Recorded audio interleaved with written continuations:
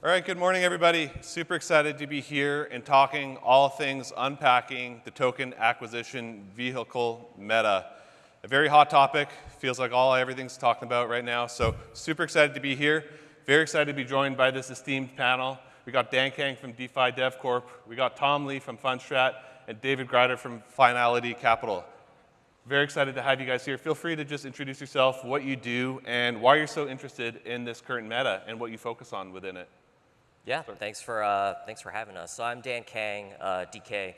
I lead investor relations for DeFi Dev Corp. We were the very first US listed company to announce a Solana treasury strategy. Today we are the largest Solana treasury vehicle by ordinary and fully diluted market cap. Group of all former Kraken directors and executives as well. So I like to say we're very deeply crypto native. It's not our first rodeo in crypto. And, I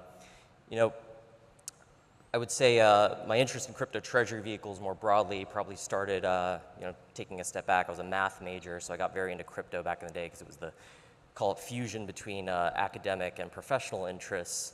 But during my time at Kraken, I would say I became much more ideologically aligned with what crypto represents. So taking a step back, I used to give the strategy onboarding talk to a bunch of Krakenites in their first week. And one of the graphs I would show is the top 10 global central banks' balance sheets from 2006 to 2024.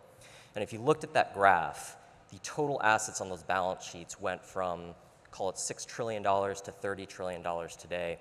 And only 15% of that was in response to the great financial crisis. So that means 85% of that has happened, call it over the last 15 some odd years. And every time I looked at that graph, I'm reminded that, I think everyone says crypto is a way to upgrade the financial system. And I would take a more radical view, which is to say that I think crypto is here to overhaul the financial system. So when I think about the idea of a crypto treasury vehicle and what it represents, which is the ability to accumulate crypto even faster than you could on your own and escape the confines of a broken system, that's why I joined Joseph and Parker at DeFi Dev Corp.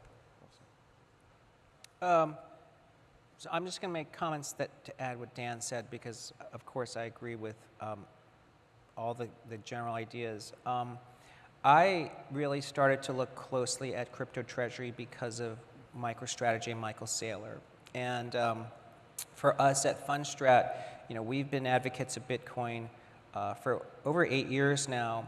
But when MicroStrategy announced its treasury strategy, it was really eye-opening to see it traded a premium to their Bitcoin holdings. And that was like something that was very hard for our clients to reconcile. We ended up, of course, being pretty bullish on it, and it is part of our Granny Shots ETF. But it told me two things. One, now that MicroStrategy has 600,000 Bitcoin, it is so big that I think it has a sovereign put. Like it is, if the United States or Qatar or UAE want to get 1 million Bitcoin, they're not going to go in the open market. They're going to end up buying treasury holders like MicroStrategy, and it's easier for them to pay a 2 times premium for that rather than run Bitcoin up to $1 million. And then I just realized that treasury strategies are really important to crypto for a lot of reasons. One is that in a staking world like Ethereum, crypto treasuries are actually probably a precursor to what JP Morgan and the Goldmans will do, because eventually they're going to own crypto on their balance sheet, and as they issue stable coins, they're going to actually want to stake Ethereum and Solana. And it's creating an asset class. I think it's not too dissimilar to how oil companies historically trade on a premium to their proven reserves, because investors expect them to accumulate additional reserves. ExxonMobil was the largest stock in the S&P 500 for 25 years, from 1990 to 2015. Top 5, never dropped below top 5. It was never valued on earnings. It was always a price premium to its proven reserves. And MicroStrategy probably will become the biggest stock in the US as a listed company, and it doesn't make earnings. It's valued purely on its price to Bitcoin reserve. So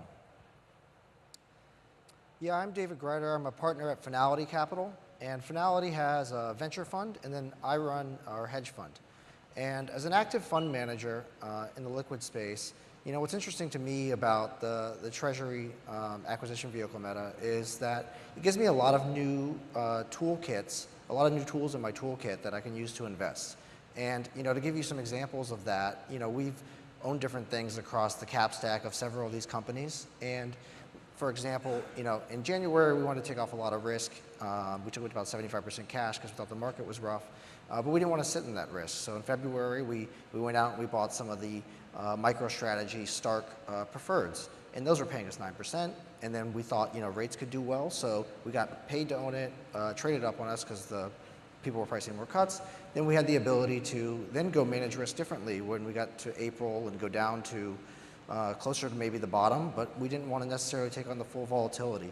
So ability to go to a different instrument like in the senior converts that were maybe in the money, and they give us different risk and reward profiles where you can get credit-like downside, but Bitcoin-like upside.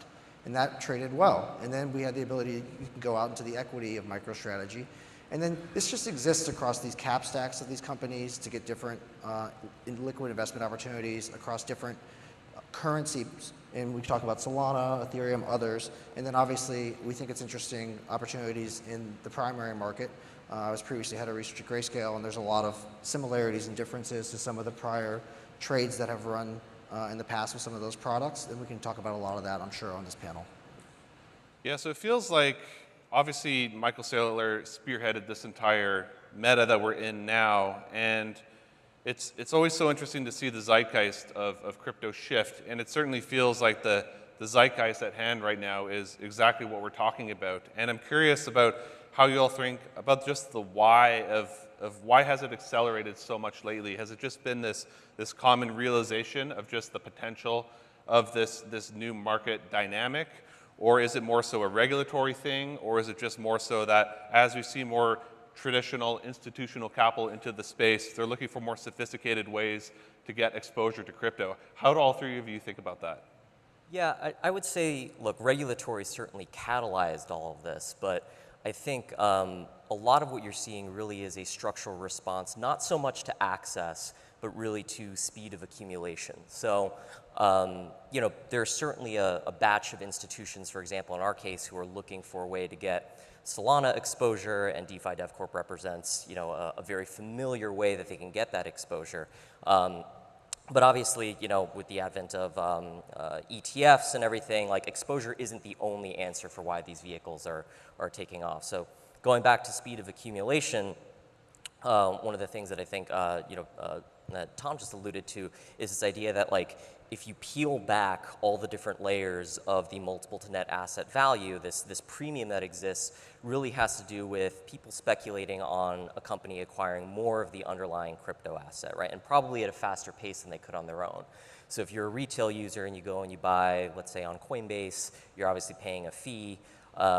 You don't necessarily have access to enhanced exposure unless you were to go and take out an insane amount of leverage, which comes with its own risks.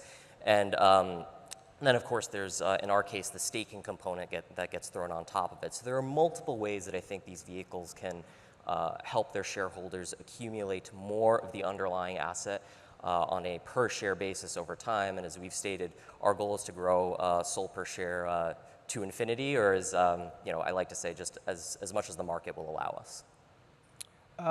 Yeah, and again, I just want to add to the comments because I think all the points are really good points. I do think it's a bit of an experimentation, and it's just my opinion, but I do think the treasury vehicles are probably more attractive over time than ETFs for what Ray just pointed out. But the reason I think there's an experimentation is that we know that the crypto world, which is, let's say it's a $3 trillion asset class, is tokenizing equities. So they're trying to turn NVIDIA into a token wrapped in something. And I think the traditional financial world, with their trading desks and, of course, 141 trillion of US dollar holdings just in America, want to equitize crypto. So I think that you have kind of a cross-pollination. And just keep in mind $141 trillion could have a huge appetite for equitized tokens. And I think investors like to have beta. They, by nature, like zero-dated options. I think treasury vehicles are viewed as really a beta option on an equity, especially if they're starting to have options. And maybe the best example is even places like Korea, where you can't really buy a crypto ETF, but Biopharma is now the first Bitcoin ETF in that country, and I think it'll be just like MetaPlanet. You'll have enormous speculative interest. Yeah, I would agree with everything that Dan and Tom have said. And just to echo on a couple points that I heard, I think what really made the meta kick off is because MicroStrategy obviously started it, but it was really not that widely adopted until, he really proved the strategy. People thought after the ETFs that the premium would collapse. There was a lot of people that were short the trade. And then, but what, the market has finally figured out and come to embrace is just that the ability to grow per share, diluted share of your native asset, Bitcoin or Solana, in a sustainable way, and that's created, the reason for people that want to copy this. And I'm going to maybe talk, Tom had a great analogy on oil. I'm going to maybe provide another analogy that I think is maybe similar to, I view these as shadow banks, crypto shadow banks in a way, because I believe, like what does a bank like JP Morgan do? They take risk and they transfer risk and they capture a spread on that, so you have depositors on, lower risk and you lend out longer risk and you collect a spread and you have a net interest margin. In some ways, it's kind of similar to MicroStrategy, right? They have, people who are higher in the cap stack who want less BTC volatility. They'll give up some dilution for that, BTC yield, and then they'll capture that spread, right, in the longer duration asset. And just like, maybe JP Morgan trades at 2 times book value with an 11% net interest margin or whatever it may be, MicroStrategy can trade at 2 with a 75% net interest margin. I think when the market kind of realized that there's some durability to this, and how much durability for each project is going to depend, I think that that's what sparked the meta in Bitcoin. And then obviously the regulatory environment changing was really the key for the broadening of this that we've seen. But I believe that that's, really been key. Yeah, absolutely. So, okay, let's get granular here. I would love to just use this opportunity to explore the mechanics and the different vehicles associated with the capital structure that can be leveraged, because that's what is truly fascinating here, where obviously this all began with just outright equity issuance, assuming that you're trading at a premium to NAV. But we've now seen a proliferation, especially into the fixed income world, which has provided a lot of interesting unlocks. We've seen convertible debt issuances, and now we've seen a lot of other potential form factors as well, which has been interesting. So I would love to just open this up and get a bit more free-flowing here and just understanding and unpacking what are the right consideration, key risk associated with these different parts of the capital structure. Where do you see unique appetite for something like unlocking the debt markets, for example, the convertible? That's a whole different buyer class than somebody who's buying the common equity. So we'd just love to hear what's the right way to frame this up, and what are some of the key considerations? And I'll open up to anybody who wants to jump in there. Yeah, I can kick off. So obviously MicroStrategy provided a pretty good playbook for a lot of others to follow, but they say don't have to go and fix what's not broken, right? But to some extent, with everyone going and competing for the same capital, I do think folks are going to have to come up with some more innovative ways to accumulate the underlying asset. So taking a step back, one of the things that made the MicroStrategy playbook really interesting for us is really our high volatility and our high trading volume. So Solana is anywhere from, call it 50 to 100% more volatile than Bitcoin. And if you look at the underlying 30-day realized volatility of DFDV, our stock, and annualize it, we're north of 300% just by virtue of putting all of our treasury into Solana. So what does that do?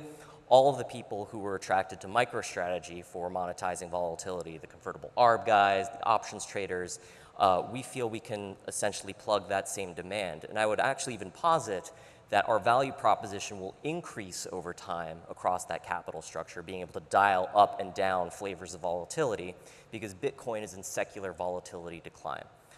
In 2024, Bitcoin was actually less volatile than half of the Mag 7 stocks. And if you look at this cycle, I think Bitcoin has made all-time highs essentially on record low levels of volatility. So you'd expect that to play out, right, as Bitcoin adoption increases and the asset class matures. But it means all those people who wanted to monetize volatility are going to need somewhere to go in the coming years. And our hope at DeFi Dev Corp is that we can plug that demand. Yeah, and maybe what I would add is MicroStrategy, I think for this audience to appreciate, has really transformed the convertible market and the fixed income market, because MicroStrategy is not an investment grade issuer.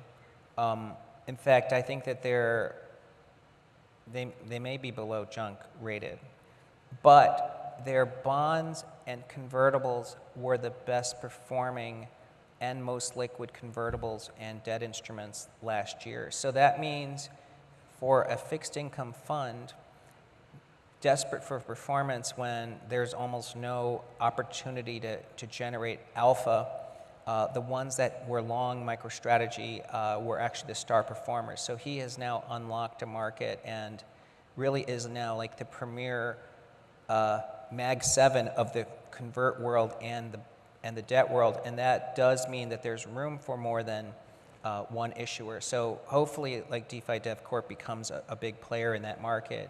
I do think it's allowing some innovation. You know, like MetaPlanet also kind of changed the rules because they are issuing moving strike warrants. So now they're actually raising money in a accretive basis because they can only sort of issue these, or actually these can be struck only if the stock price is rising. I mean, that's unheard of because it's almost like it's transferring the benefit of the volatility to the issuer, not to the buyer of the actual underlying instrument. And again, this is the reason I think Wall Street is now really keen on producing more of these treasury assets, because the buy side actually wants to be trafficking these instruments. Yeah, so where do I think there's opportunities in the capital structure? And I think it's really going to be very dependent on company by company and then instrument by instrument. And maybe just to start with like how the capital structures, I've seen them evolve. You know, typically you fund them with equity first because you need this equity cushion. After you have enough equity cushion, which most of them are really kind of don't have debt, many of them, but the ones that do, you know, maybe you have a 20% debt structure in it, and you can lever up as you have more equity cushion. And different instruments with obviously different risk profiles are going to be interesting to own at different times in the market. So, you know, it could be more interesting to own the equity of something that's cheaper, but maybe it's the market's underappreciating how fast they can grow the yield and the diluted share, or maybe it's better to go higher in the capital structure, or maybe to something very senior if we're in a very tough market and there's a big drawdown. Some of the stuff could be impaired, traded below prices. And I think it's just, you have to really evaluate, just like any underwriting process, of the company itself, the management team, the business, the operations, the ability to generate that yield, what the capital structure does look like, what the individual risk profiles, and especially the pricing, right? Because it's not about buying good investments; it's about buying investments at a good price. So that's a Howard Marks saying, and I think that that's really the key for thinking about looking at the capital structures of these different businesses. Okay, so I want to dig into the sustainability of this dynamic and just quantify and discuss some of the risk vectors of the sustainability. And the way I unpack it is through three vectors associated with it. There's the first one, which is obviously the multiple to NAV, which allows them to issue common equity in a accretive way for shareholders. But obviously there's the risk of what would happen if that went to a discount to NAV, and how would the fiduciary obligations associated with that come forth. That's the first vector. The second vector is obviously there's a finite amount of capital to chase these deals. Maybe you can make the argument that it's nearly unlimited, but overall there's X amount of capital to go into these, and it feels like there's almost a limited opportunity for a proliferation of these companies to come forth. And so if you have this widening out where the capital going into them is still fixed, if that spreads out, what are some of the risks there? Where obviously if you just have one of these companies, it's all well and good, and we've seen that for multiple years now, that's been fine and sustainable, but what happens when you have a bunch of them? And then the third vector I see is when you get into the debt market side of things and issuance there. things are all rosy when you can issue converts at 0%. But some of these companies, depending on how they can cover those interest expenses, if we get above those 0%, originally Michael Saylor, when he was issuing debt, it was not at 0%. He's managed to get to a point now, but a lot of that is covered by the existing company revenues and cash flows that were underlying that. So when you put those three vectors together, I'm curious how all three of you manage that risk associated with it, and what are some of the key considerations? Yeah, there's a lot to unpack there. So for starters, something I've actually been really fascinated by, if you had to guess where Meta is trading today on net asset value, what would you guess? Spit a number out. You mean like price to book or something? Yeah. Well, there's almost no book value in a social network, right? So, exactly. So the way I've been peeling this back, 185 billion of assets minus liabilities. And that's not a fair comparison to what token vehicles are doing. So if you just isolated the net cash, you call it 52 billion of net cash at Meta, 32x the equivalent net asset value. But nobody sits there and looks at Meta and says, you know what, this thing's a Ponzi, we've got to go and short this thing until it gets down to its net asset value. And I mention this dynamic because one of the things that became really apparent to me in balancing this juggling act that you're talking about is that the multiple to net asset value is the way we're thinking about these things today, but hopefully in the future is not the way we're thinking about how these vehicles should be valued. And I was listening to a podcast very early on when I was getting up to speed on crypto treasury vehicles, and Richard Byworth phrased this very well. When you buy Meta, you're buying future earnings accumulation or future free cash flow. And what does that do? That is accretive to the asset side of the balance sheet. Crypto treasury vehicles are doing the exact same thing. It's just not earnings or free cash flow the way we would traditionally think about it, right? And this is where I think it becomes a little mind-boggling for folks who are like, okay, well, you're saying this multiple to net asset value exists because of future crypto accumulation, but you can only acquire more crypto because of your multiple to net asset value. So it's a circular reference, right? This recursivity is like really tough for people to digest. And I think that's true for Bitcoin treasury vehicles, but this is the beauty of doing this on a proof of stake asset like Solana, where that recursivity still exists and we're still going to balance trying to capture the spread the way a lot of these Bitcoin treasury vehicles have. But it is not our sole avenue for continuing to acquire the underlying asset by virtue of the fact that we operate our own validators at DeFi Dev Corp. So the larger our treasury gets over time, the less dependent we actually are on the capital markets to keep growing our underlying SOL per share. And it's effectively, we've come out and said 100% incremental margin for us, each additional delegation that we get to our validator. So I think that's just one element to keep in mind when thinking about whether or not MNAVs can sustain. It's that over the long run, hopefully, we won't entirely be dependent on them. And then to your point on leverage, I guess the thing that I'll say really quickly is, I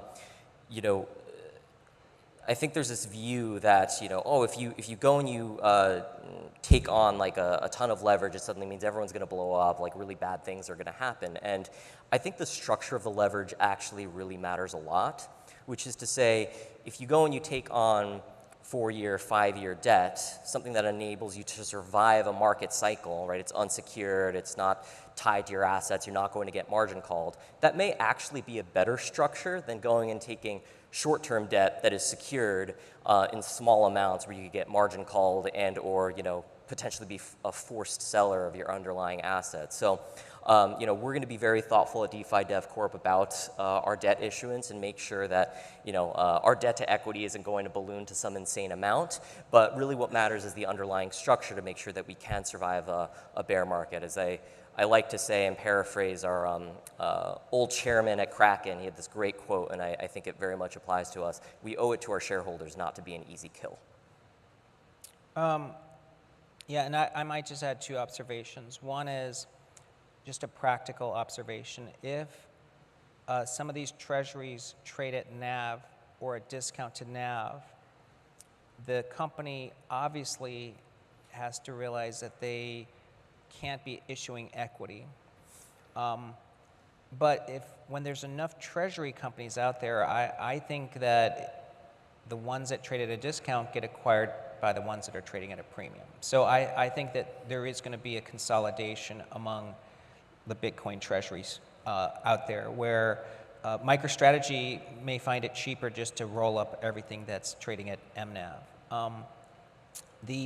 The second observation I'd make, and it just builds on what Dan was saying about multiples, is keep in mind, like, when you buy bottled water, you're paying a premium for water. I mean, your MNAV on water is like infinity. And Palantir, Tesla, Robinhood, HIMS, the stocks that are really widely owned and trafficked are not trading on intrinsic earnings. That's why most hedge funds have gotten those trades wrong. Those companies have turned shareholders into customers. So the reason when someone buys Robinhood, they're buying Vlad and the millennial element of Robinhood.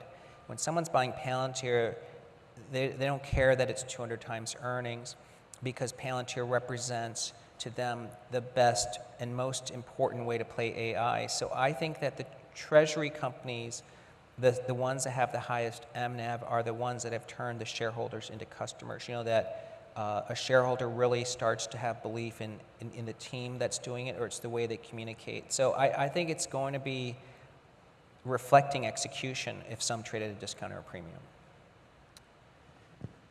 Yeah, I think one example might be helpful for thinking about the fundamental value or justification for the premium. MicroStrategy at the beginning of 2024 traded at 1.5 times its Bitcoin. But over that time to today, they've doubled the Bitcoin per share, per diluted share. So you actually, even though you bought it at 1.5 times, you've ended up with 30% more Bitcoin than you bought. And by the way, over that time frame, the premium now is maybe 1.9 or something, so you had multiple expansion on top of that. So it's just like a company growing their earnings and then having some multiple expansion. And then, so what is like the fundamental pricing that you should deserve for something like this? Well, I think it's simple. It's, think about the average BTC yield you think a company can earn per year, and then you think about how many years they can have durability on that BTC yield and generating it. And then that's really your multiple, right? And if you come back to what that's going to be, it's really going to be management team dependent, execution, the ability to generate that, right? And unique strategies like DeFi DevCorp has. But what happens if the market loses faith in that, and then they do trade, to your question, at a discount? Well, it depends on, again, back to capital structure by capital structure. If you're not levered, Saylor said this, like you could buy back equity if you don't have too high of a leverage ratio. You could buy back equity and you could issue debt, right? And that would increase your Bitcoin per share, right? Or let's say the prices went down on your stock and on the equity, on the underlying, and you couldn't lever up or take debt on. Maybe the converts are if the converts are out of the money, you could buy those back and refinance them if they're callable, right? Because they would be cheaper pricing on a lower convert, less dilution. So there's different ways to increase Bitcoin per share. And I think that's really what we're going to see as the market evolves. All right, we just got a couple of minutes left here, but I did have one more question. I think overall, the concern for the leverage sustainability and interest expense is there's too much concern there, and I think there's not enough around just some of the potential game theory involved if we get to a discount to NAV. There's been some interesting insights already heard there. Tom, you mentioned this idea of consolidation, if that could occur. But I also wonder, obviously these are public companies. We can get into this situation where we see, event-driven funds or something come into the space where they see these companies that are trading at a discount, and perhaps they'll come forth and it'd be a pretty great trade for them to unwind, sell the underlying asset, and just take the spread on that effectively. So I'm just curious, 1 minute here, just to ask all three of you quickly, how do you manage the considerations of that if it would to lead to the situation where we actually see an unwind of the underlying assets that have been bought? Yeah, it's interesting. In our case, we control too much of the votes, and we're not worried about that. But I guess generally speaking, the way I sort of think about activism is kind of like a self-fulfilling prophecy, right? That restores you back to 1x MNAV, if you will, in that the moment anyone gets wind of any sort of like activism involvement and the potential for what could occur there, usually, you would expect, at least in theory, for that discount to close. And I think it kind of gets a little bit to this idea of like, well, the natural answer to protecting multiple to NAV is just sell the underlying asset and repurchase shares, right? Because it's the inverse of the accretive dilution dynamic. We think that can kind of actually lead to a death spiral. It's kind of like going backwards on a highway, so you don't want to get involved with that. Makes sense if you have extra cash on hand, but I think the best defensibility you could have in that scenario is just a really good, strong underlying operating business with cash flows that can support you.